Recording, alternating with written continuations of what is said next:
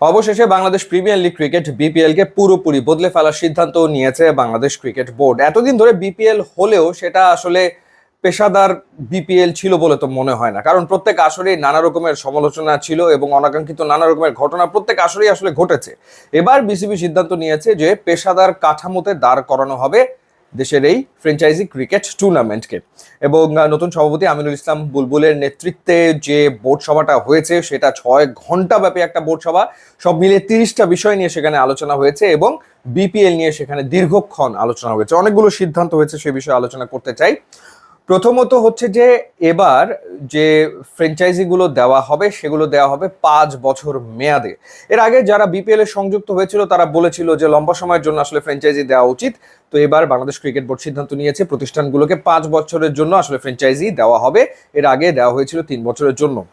যে দলগুলো আছে এর ভেতরে গোটা 3 দল টিকে থাকবে, অর্থাৎ ফরচুন বরিশাল যেরকম থাকবে বিপিএল এ, রংপুর রাইডার্স থাকবে। এছাড়া শাকিব খান তিনি গত আসরে যুক্ত হয়েছেন বাংলাদেশ প্রিমিয়ার লিগের সাথে এবং তার দলও থাকছে। বেশ কয়েকটা দলে পরিবর্তন আসছে নিশ্চিতভাবে। আরও একটা সিদ্ধান্ত হয়েছে বিসিবির সভাতে, সেটা হলো যে এখন চাইলে বিদেশের প্রতিষ্ঠান তারাও আসলে বিপিএল এ যুক্ত হতে পারবে, তারাও ফ্র্যাঞ্চাইজি কিনতে পারবে, সেটা বিসিবির নীতিমালা এবং সরকারের যে নীতিমালা সেটা অনুসরণ করে। গত আসরেও আমরা আসলে শুনছিলাম যে দুবাই ভিত্তিক একটা প্রতিষ্ঠান তারা বিপিএল এর দল কিনতে আগ্রহী। এখন যেটা জানা যাচ্ছে সেটা হলো যে আইপিএল এর দল, শাহরুখ খানের দল কলকাতা নাইট রাইডার্স, তারা বাংলাদেশ প্রিমিয়ার লিগ ক্রিকেটে দল নিতে চায়। আমরা জানি যে শাহরুখ খান বিভিন্ন ফ্র্যাঞ্চাইজি ক্রিকেট টুর্নামেন্টে ইনভেস্ট করেন এবং দুবাইয়ে যে ইন্টারন্যাশনাল টি20 লিগ হয় সেখানেও তার দল রয়েছে। ক্যারিবিয়ান প্রিমিয়ার লিগে তিনি ইনভেস্ট করেছেন। সো বিপিএলেও তিনি ইনভেস্ট করতে আগ্রহী এমনটা আসলে শোনা যাচ্ছে। শুধুমাত্র যে নাইট রাইডার্স তা নয়, আইপিএল এ খেলে আরও একটা দল, তারাও আগ্রহ প্রকাশ করেছে বিপিএল এ দল নেওয়ার ক্ষেত্রে। এছাড়া যেমনটা বলেছি যে দুবাইয়ের একটা বড় প্রতিষ্ঠান তারাও আসলে চায় এবং লন্ডন ভিত্তিক একটা স্পোর্টস ম্যানেজমেন্ট কোম্পানি তারাও দল কিনতে আগ্রহী। তারা সিলেটের যে ফ্র্যাঞ্চাইজিটা সেটা আসলে তারা নিতে চায়। এছাড়া লোকাল অনেক প্রতিষ্ঠান আগ্রহ প্রকাশ করছে। এর ভেতরে রয়েছে নোয়াখালী ভিত্তিক একটা বড় ব্যবসায়িক প্রতিষ্ঠান যারা নোয়াখালীর ফ্র্যাঞ্চাইজি নিতে চায় এবং তারা দলটার নাম প্রস্তাব করেছে নোয়াখালী রয়্যালস। সো নোয়াখালী হয়তো বিপিএল এ যুক্ত হতে যাচ্ছে 12তম আসরে, যে আসরটা ডিসেম্বর এবং জানুয়ারিতে আসলে মাঠে গড়াবে।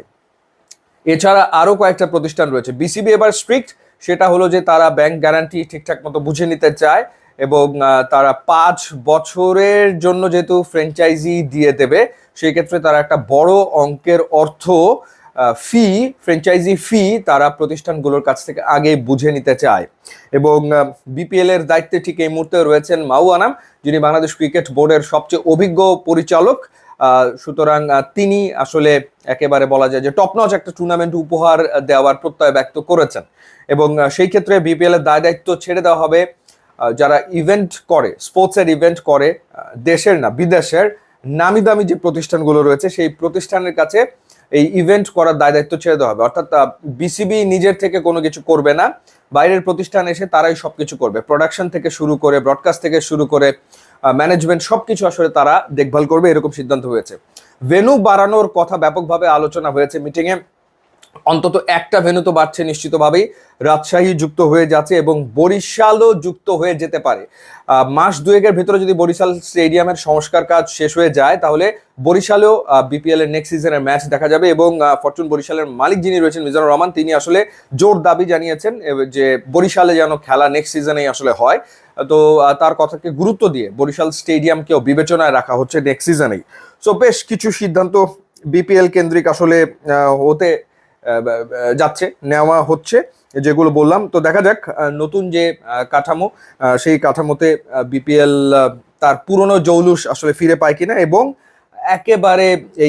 একেবারে মানে কি বলবো যে নেতিবাচক খবরগুলোকে পাশ কাটিয়ে বিপিএল এর ব্র্যান্ড ইমেজ আরো উন্নত করা যায় কিনা সেটা আসলে দেখার বিষয়। ইউটিউব ইনস্টাগ্রাম লিঙ্ক দেওয়া আছে, আপনারা যোগ দিলে খুবই খুশি হবো। And thanks for watching.